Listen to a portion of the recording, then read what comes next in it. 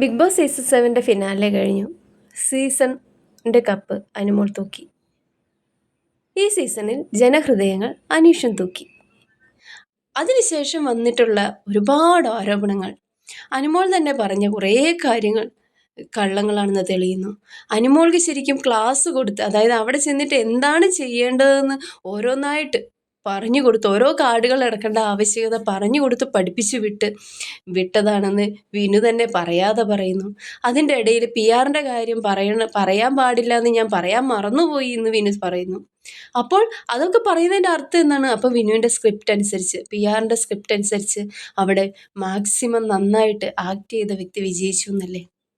ശരിക്കും പറഞ്ഞാൽ അപ്പോൾ അങ്ങനെ വരുമ്പോഴാണ് നമ്മൾ ഈ ജെന്യുവിനായിട്ട്, അല്ലാതെ ഒരാളെ ഇഷ്ടപ്പെട്ട് ലൈവ് കണ്ട് 24 മണിക്കൂർ ലൈവ് കണ്ട് ആ ഗെയിമിനെ വിലയിരുത്തി നമ്മളൊക്കെ ഓരോരുത്തരെ ഇഷ്ടപ്പെട്ട് സപ്പോർട്ട് ചെയ്യുന്ന അതിനൊക്കെ എന്ത് വിലയാണുള്ളത്?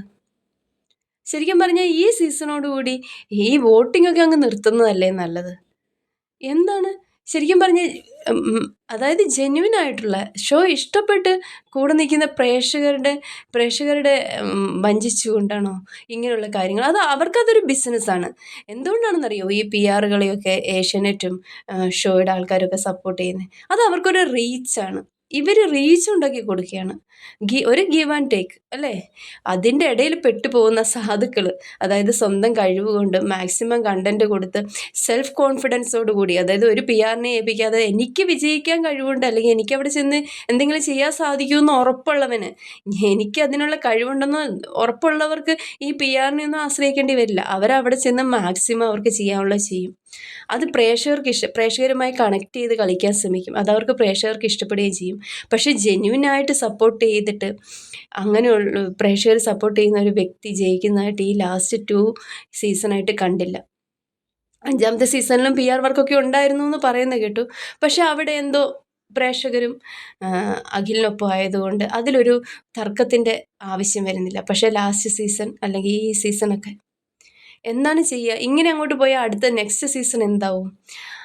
അങ്ങനെയൊക്കെ നിൽക്കുമ്പോഴാണ് ഈ PR വർക്ക് ചെയ്ത് ഡിസർവിങ് ആയ ആളെ മാക്സിമം ഡീഗ്രേഡ് ചെയ്ത് കൊള്ളരുതാത്തവനാക്കി തോൽപ്പിച്ചു എന്ന് മാത്രമല്ല, വീണ്ടും അയാളുടെ പുറകെയാണ് ഇപ്പോൾ കുറേ പേര്. എന്താണ് കാര്യം എന്ന് വെച്ചാൽ പ്രേക്ഷക പ്രീതി അയാൾക്കാണ് കൂടുതൽ. എയർപോർട്ടിലെ സ്വീകരണങ്ങളും പിന്നെ പുള്ളിക്ക് ജന്മനാട്ടിൽ കിട്ടിയ സ്വീകരണങ്ങളും അങ്ങനെ ഒരുപാട് കമ്പാരിസൺസ് വെച്ച് നോക്കുമ്പോൾ പ്രേക്ഷകരുടെ മനസ്സ് അനീഷിനൊപ്പമാണെന്ന് തിരിച്ചറിഞ്ഞുകൊണ്ട് തന്നെ അനീഷിനെ എങ്ങനെ ഡീഗ്രേഡ് ചെയ്യാൻ, പുള്ളി ഹൗസിനുള്ളിൽ വെച്ച ഒരുപാട് കാര്യങ്ങളൊന്നും ഇല്ല പുള്ളിയെ ഡീഗ്രേഡ് ചെയ്യുക. അതായത് ഒരു പ്രൊപ്പോസ് ചെയ്യുന്നുള്ളൊരു വലിയ തെറ്റായിരുന്നു പുള്ളിക്കാരൻ ചെയ്തത്. അത് വെച്ച് മാക്സിമം ഡീഗ്രേഡ് ചെയ്തു. അങ്ങനെ കപ്പ് മേടിച്ചു കൊടുത്തു. ഓക്കെ, സിമ്പതി കാർഡൊക്കെ വർക്കൗട്ടാക്കി. പിന്നെ ചെന്ന കുറച്ച് കണ്ടസ്റ്റൻസും എല്ലാവരും കൂടി കപ്പ് മേടിച്ചു കൊടുത്തു. ഓക്കെ, കപ്പ് കിട്ടിക്കഴിഞ്ഞിട്ട് കാര്യമില്ലല്ലോ. ഈ PR-ൻ്റെ ബലത്തിൽ ജയിച്ച ആൾ ജനപ്രീതി മറ്റൊരാളിലേക്കാണെന്ന് അറിയുമ്പം ഈ PR വർക്കിൻ്റെ ഒരു ഭാഗമാണ് അയാളുടെ ജനപ്രീതിയും കൂടെ കുറച്ച് എടുക്കുക എന്നുള്ളത്. അതിനുവേണ്ടി അവർ മാക്സിമം ട്രൈ ചെയ്യുന്നുണ്ട്. അങ്ങനെ നോക്കിയിരിക്കുമ്പോഴാണ് ഏഷ്യാനെറ്റ് ഇൻ്റർവ്യൂവിൽ എന്തോ ഒരു മെറ്റേണിറ്റി ലീവിനെ സംബന്ധിച്ചിട്ടുള്ളൊരു കാര്യങ്ങൾ അനീഷ് പറഞ്ഞു. അത് പിടിച്ചിട്ട് ആ പുള്ളിയെ സ്ത്രീവിരുദ്ധനാക്കി. ശരിക്കും പറഞ്ഞാൽ ആ ഷോയ്ക്കുള്ളിൽ അയാൾ എന്തെങ്കിലും സ്ത്രീവിരുദ്ധത പറഞ്ഞിട്ടുണ്ടോ? എന്തെങ്കിലും റെസ്പെക്റ്റ് ഇല്ലാതെ സ്ത്രീകളോട് പെരുമാറിയിട്ടുണ്ടോ? നമ്മൾ പ്രേക്ഷകർ കാണുന്ന ആ ഷോയാണ്. ആ ഷോ വെച്ചിട്ടാണ് നമ്മൾ ഒരാളെ ഇഷ്ടപ്പെടുന്നു, ഇഷ്ടപ്പെടാതിരിക്കുന്നു, ഒരാളെ വിലയിരുത്തുന്നു. അതിനുള്ളിൽ ആ വ്യക്തി അങ്ങനെയൊന്നും ചെയ്യാത്തിടത്തോളം കാലം പ്രേക്ഷകരായി നമുക്ക് വേറെന്താണ്? പിന്നെ ഓഡിഷൻ ടൈം, ബിഗ് ബോസിൻ്റെ ഓഡിഷൻ എന്ന് പറഞ്ഞാൽ എന്താണെന്ന് അറിയാമോ? ബിഗ് ബോസ് ഓഡിഷൻ എന്ന് പറഞ്ഞാൽ വേണ്ടതും വേണ്ടാത്തതും ഉള്ളതും ഇല്ലാത്തതും അങ്ങനെ ഒരുപാട് കാര്യങ്ങളിൽ ഡിബേറ്റ് നടത്തി തൻ്റെ പ്രാവീണ്യം തെളിയിച്ച്, അതായത് അവർ ഏത് പോയിന്റ് പറഞ്ഞാലും എങ്ങനെ പറഞ്ഞാലും അതിനെ ടേക്ക് ഓവർ ചെയ്ത്, അതായത് തനിക്ക് സംസാര പാഠവും ഇങ്ങനെ ഒരുപാട് പോയിന്റുകൾ ഉള്ളതും ഇല്ലാത്തതും തൻ്റേതായ അഭിപ്രായവും തൻ്റേതല്ലാത്ത അഭിപ്രായം അങ്ങനെ ഒരുപാട് കാര്യങ്ങൾ പറഞ്ഞ് ഡിബേറ്റ് ചെയ്തിട്ടാണ് തൻ്റെ ആ ഷോയിലേക്ക് തനിക്ക് പോകാനുള്ള ഒരു ഇത് പ്രൂവ് ചെയ്യുന്നതാണല്ലോ ഓഡിഷൻ ഡിബേറ്റ്. അതിൽ നിന്ന് വീണ് കിട്ടിയ ഒരു പോയിന്റ് എടുത്ത് പബ്ലിക്കിലേക്ക് ഇട്ട് കൊടുത്തിട്ട് ആ മനുഷ്യനെ ഡീഗ്രേഡ് ചെയ്യാൻ, തങ്ങളുടെ വിന്നർ ക്വാളിഫൈഡ് ആണ് അല്ലെങ്കിൽ അവർക്ക് തന്നെയാണ് കിട്ടേണ്ടത് എന്ന് വരുത്തി തീർക്കാനുള്ളൊരു ശ്രമം ചാനലിൻ്റെ ഭാഗത്തുനിന്ന് ഉണ്ടായ പോലെ തോന്നി. അത് ഏറ്റുപിടിച്ച് കുറേ യൂട്യൂബേഴ്സ് വീണ് കിട്ടിയ ഒരു ഇതുപോലെ പറഞ്ഞുകൊണ്ട് നടക്കുന്നുണ്ട്. അതൊക്കെ എത്രത്തോളം എന്ന്. പക്ഷേ അനീഷിനെ ഇഷ്ടപ്പെടുന്ന അല്ലെങ്കിൽ നമ്മളെപ്പോലുള്ള പ്രേക്ഷകർക്ക് എനിക്ക് അതിലൊന്നും, കാരണം അനീഷ് ഇൻ്റർവ്യൂവിൽ അഞ്ജന അനീഷിന് അതിൻ്റെ പോയിന്റ് ക്ലിയർ ചെയ്യാനുള്ള ടൈം പോലും കൊടുക്കുന്നില്ല.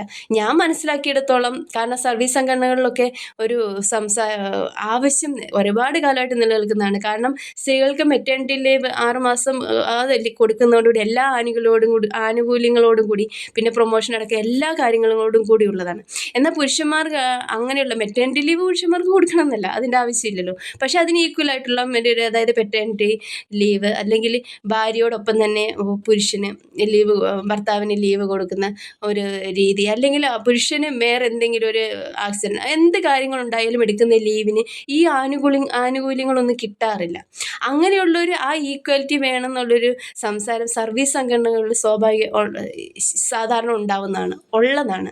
അപ്പോൾ പുള്ളിക്കാരൻ ഒരു ഗവൺമെൻറ് എംപ്ലോയിയാണ്. അതുകൊണ്ട് തന്നെ ചിലപ്പോൾ ഇങ്ങനെയുള്ള വിഷയങ്ങളൊക്കെ ഓഡിഷനിൽ സംസാരിച്ചിട്ടുണ്ടാവാം. അതൊന്ന് ക്ലിയർ ചെയ്യാൻ പോലും അനീഷിന് അവസരം കൊടുക്കുന്നില്ല ഈ ഇൻ്റർവ്യൂവിൽ. എന്നിട്ട് അത് ഏറ്റുപിടിച്ചുകൊണ്ട് കുറേ പേര് സംസാരിക്കുക കേൾക്കുമ്പോൾ എനിക്ക് പ്രത്യേകിച്ചൊന്നും തോന്നുന്നില്ല. അയാൾ സ്ത്രീവിരുദ്ധനാണെന്ന് എങ്ങനെ പറയാൻ സാധിക്കും?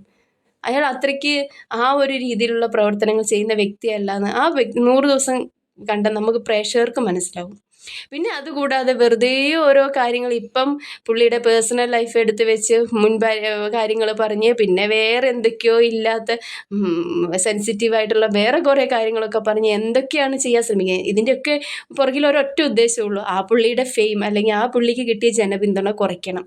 ഇനി അതാണ് ആവശ്യം. എന്നാൽ മാത്രമേ അവരുടെ വിന്നറെ പൊക്കിക്കൊണ്ടുവരാൻ പറ്റുള്ളൂ. അപ്പോൾ ഈ PR വർക്കിൽ വിജയിപ്പിച്ച് കൊടുക്കുക മാത്രമല്ല, പിന്നെ അവരുടെ അടുത്ത ആ കൊട്ടേഷനിൽ ഉൾപ്പെടുന്ന കാര്യങ്ങളാണ്. അതായത് ജനപ്രീതി നിലനിർത്തിക്കൊണ്ട് പോകുക, അല്ലെങ്കിൽ അവരുടെ മുകളിൽ ആരെങ്കിലും വന്നാൽ അവരെ വീണ്ടും ഡീഗ്രേഡ് ചെയ്ത് ഇല്ലാതാകുക. അതൊക്കെയാണ് ഇനിയുള്ള കാലങ്ങളിൽ നടക്കുക എന്ന് കരുതുന്നു. നമ്മുടെ ഡോക്ടർ റോബിനെ ഡീഗ്രേഡ് ചെയ്ത് അദ്ദേഹത്തിൻ്റെ ഫെയിം ഇല്ലാതാക്കാൻ വേണ്ടി ശ്രമിച്ച അതേ ടീമാണ് ഇപ്പോൾ അനുവിൻ്റെ PRs. അവരൊക്കെ പല അഭിപ്രായങ്ങളൊക്കെ പറയുന്നുണ്ടെങ്കിലും എന്താണ് ഇവിടെയൊക്കെ നടക്കുന്നത് എന്നുള്ളത് നമ്മൾ സാധാരണ പ്രേക്ഷകർക്ക് തന്നെ മനസ്സിലാകുന്നുള്ള അവസ്ഥയിലേക്ക് എത്തിക്കഴിഞ്ഞിട്ടുണ്ട്. എന്തായാലും അനീഷിൻ്റെ നല്ല രീതിയിൽ അനീഷ് മുമ്പോട്ട് പോകുന്നുണ്ട്. ഉടനൊക്കെ കിട്ടിയ സ്വീകരണമൊക്കെ കണ്ടില്ലേ, ശരിക്കും പറഞ്ഞാൽ ഒരുപാട് സന്തോഷം തോന്നി. ഇന്നിപ്പം അനീഷിൻ്റെ സ്കൂളിൽ, അനീഷ് 7ാം ക്ലാസ് വരെ പഠിച്ച സ്കൂളിൽ ഗസ്റ്റായിട്ട് ഇന്ന് പോയിട്ടുണ്ടായിരുന്നു. അങ്ങനെ ഒരുപാട് കാര്യങ്ങളുമായിട്ട് പുള്ളി മുമ്പോട്ട് പോകുന്നുണ്ട്. പുള്ളിക്ക് ഏറ്റവും നല്ല കാര്യങ്ങൾ ഇനി ജീവിതത്തിൽ എന്തായാലും അർഹിച്ച വിജയം പുള്ളിക്ക് കിട്ടിയില്ല. പക്ഷേ ജീവിതത്തിൽ അങ്ങോട്ടേക്ക് ഇനിയും നല്ല കാര്യങ്ങൾ ചെയ്യാനും നല്ല വിജയങ്ങൾ ഉണ്ടാവാനും ഒക്കെ ആഗ്രഹിക്കുന്നു, പ്രാർത്ഥിക്കുന്നു. അതുപോലെ തന്നെ അനുമോക്കും ഈ ഒരു, അതായത് ഡിസേർവിങ് അല്ലാത്തൊരു കപ്പാണ് തൻ്റെ അടുത്ത് കിട്ടിയിരിക്കുന്നതെന്നുള്ളൊരു കുറ്റബോധം എന്തായാലും ഉള്ളിലുണ്ടാവും. കാരണം അതങ്ങനെ തന്നെയാണ്, അങ്ങനെയാണ് ആ കപ്പ് കിട്ടിയിരിക്കുക. പക്ഷേ അതിൽ നിന്ന് മൂവ് ഓൺ ചെയ്ത് മുമ്പോട്ട് പോവുക, അത് മാത്രമേ എനിക്ക് പറയാനുള്ളൂ. കാരണം അതിൽ സ്റ്റിക്ക് ഓൺ ചെയ്യേണ്ട ആവശ്യമില്ല. എന്തായാലും എല്ലാവർക്കും എല്ലാം മനസ്സിലായി. അപ്പോൾ പിന്നെ രണ്ടുപേർക്കും ഭാവിയിൽ നല്ലത് സംഭവിക്കട്ടെ, നല്ല കാര്യങ്ങൾ സംഭവിക്കട്ടെ എന്ന് ആഗ്രഹിക്കുന്നു, ആശംസിക്കുന്നു. ഈ കാര്യങ്ങളിലെല്ലാം നിങ്ങളുടെ അഭിപ്രായം കമൻറ്റ് ചെയ്യണേ. നിങ്ങൾക്ക് എൻ്റെ ചാനൽ ഇഷ്ടപ്പെടുകയാണെങ്കിൽ ഒന്ന് സബ്സ്ക്രൈബ് ചെയ്ത് സപ്പോർട്ട് ചെയ്യണേ. Thank you.